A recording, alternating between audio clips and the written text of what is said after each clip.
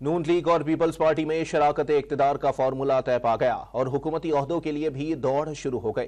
Peoples party ने governor Punjab के लिए मखदूम अहमद महमूद, कमर जमान कायरा और नदीम अफजल चंद के नामों पर मशावरत की है। चेयरमैन सेनेट के लिए यूसुफ रजा गिलानी मोस्ट फेवरेट हैं। पंजाब असेंबली के स्पीकर के लिए मुश्तबा शुजाउर रहमान और अज़मा बुखारी मजबूत उम्मीदवार तस्वुर किए जा रहे हैं। बलोचिस्तान में वजीर आला पीपल्स पार्टी का और गवर्नर नून लीग का होगा। MQM ने वाज़े किया है कि सिंध में गवर्नरशिप MQM का हक है।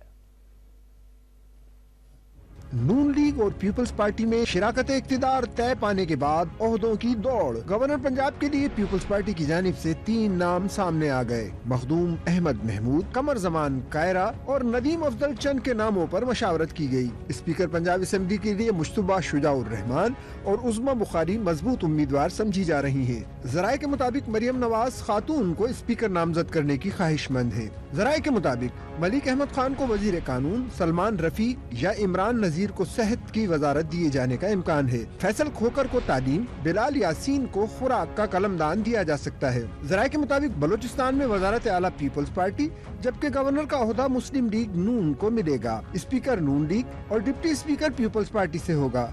बलोचिस्तान काबीना में पीपल्स पार्टी और नून लीग के 6 और BAP के 2 वजीर होंगे। मुशीरों की तैनाती नून लीग और पीपल्स पार्टी दोनों से की जाएगी। उधर MQM और मुस्लिम लीग नून के दरमियान भी इस्लामाबाद में एक और बैठक हुई।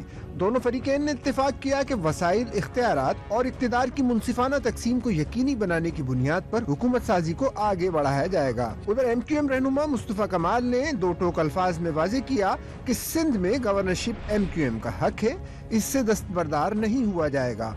MQM की तरफ से गवर्नर कामरान टेसोरे ही रहेंगे।